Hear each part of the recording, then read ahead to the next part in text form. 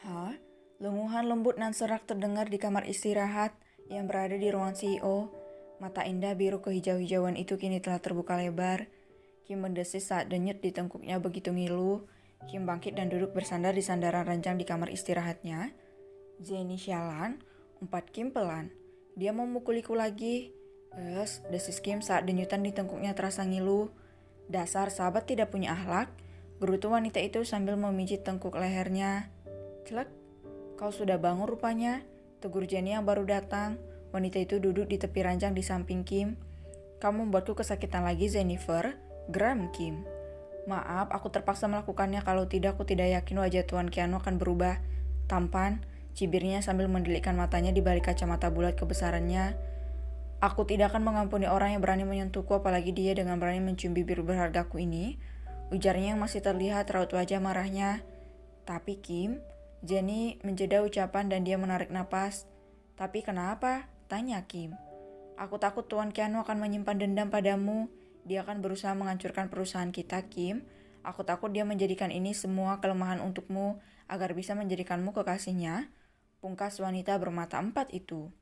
Sepertinya dia sangat tergila-gila padamu, Kim. Dan dia pria egois. Kalau kau mau tahu, dia akan melakukan apapun yang ia inginkan menjadi miliknya. Kali ini adalah kau, Kimberly Lake Hugo.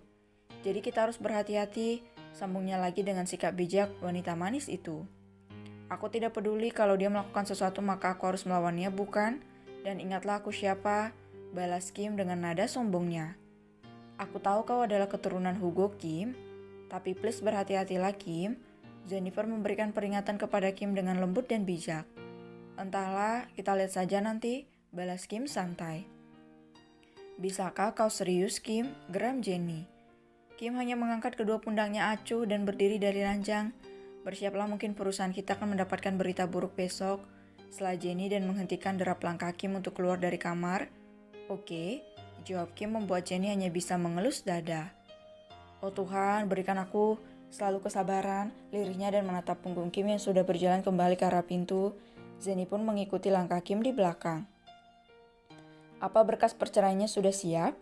Kim bertanya kepada Jenny tanpa melihat raut wajah kesal wanita bermata empat itu. Sudah, jawabnya ketus. Bagus, sekarang ayo kita ke rumah sakit, ajak Kim. Ke rumah sakit? Jenny membuyau dengan wajah bingung. Iya, balas Kim dengan singkat, padat dan jelas.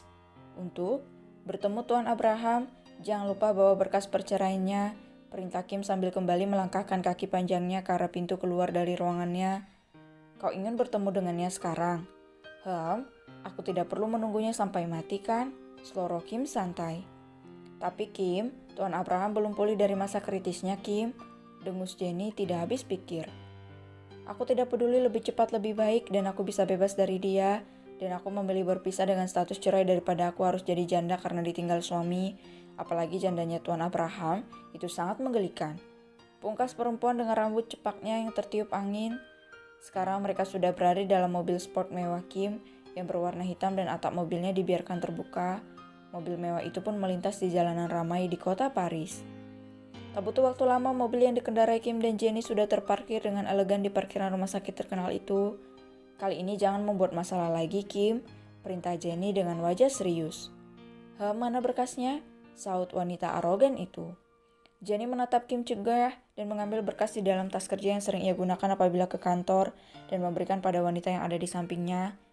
Ingatlah Kim, jangan membuat masalah. Kalimat Jenny berhenti saat Kim sudah turun dari mobil dan menutup pintu mobilnya dengan kasar. Brak, suara mobil itu pun mengejutkan Jenny. Kimberly sialan, pekik wanita berkacamata itu. Jenny pun turun dari mobil dan berlari mengejar Kim yang sudah memasuki lift untuk menuju lantai atas, di mana ruangan Malvin. Di ruangan PPIV, sosok pria dengan punggung kokoh dan memiliki wajah tampan yang ditumbuhi tunas jambang yang mulai memanjang itu. Pria itu kini sedang duduk di kursi roda dengan menghadap jendela kaca yang transparan. Pria itu sedang memikirkan nasibnya yang begitu menyedihkan. Dia harus mengalami kebisuan permanen dan dia harus kehilangan sebagian barang kebanggaannya.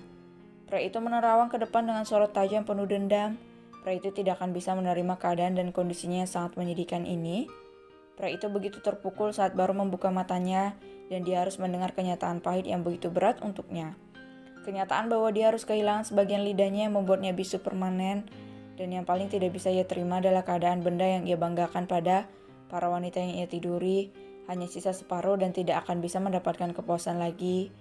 Ayolah, siapa yang akan terima dengan kenyataan seperti ini? Di mana alat yang bisa membuatmu menikmati dan melayang di langit ketujuh itu tidak akan lagi bisa terbang. Jangankan terbang, mungkin sang penjantan tidak akan bangun lagi. Apalagi bagi seorang Malvin Abraham yang tiada hari tanpa bersenang-senang dengan para wanita-wanitanya. Dia adalah pria normal yang sangat hiper dan pejantannya sangat tangguh di atas ranjang, membuat para makhluk indah dan menggoda menyerit dan berteriak. Tapi sayang sekarang pria itu harus terpaksa mengucapkan salam perpisahan kepada sang pejantannya. Apa artinya sebuah kekuasaan dan harta kekayaan kalau dirinya harus kehilangan satu-satunya alat yang bisa membuatnya menghilangkan kejenuhan dan memberikannya kenikmatan dunia yang hanya sementara itu. Malvin menghela napas panjang saat dadanya tiba-tiba bergemuruh dan terasa sesak. Pria itu tidak menyangka wanita yang begitu ia jaga dan mudah ia atur itu berubah sangat mengerikan. Kimnya kini berubah bagaikan predator yang sangat mengerikan. Karena obsesinya kepada Kim, dia melupakan untuk mengenal lebih jauh watak dan perilaku Kim yang sebenarnya. Dia hanya sibuk membuat istrinya terlihat lebih layak dan disanjung di depan para pesaing-pesaing dan juga para koleganya. Celak, pintu kamar rawatnya tiba-tiba terbuka dan Malvin tidak menghiraukannya sama sekali. Pikiran pria itu kini sedang berkecamuk. Tuan, sapa sang asisten dengan memberi hormat pada tuan mudanya. Bagaimana?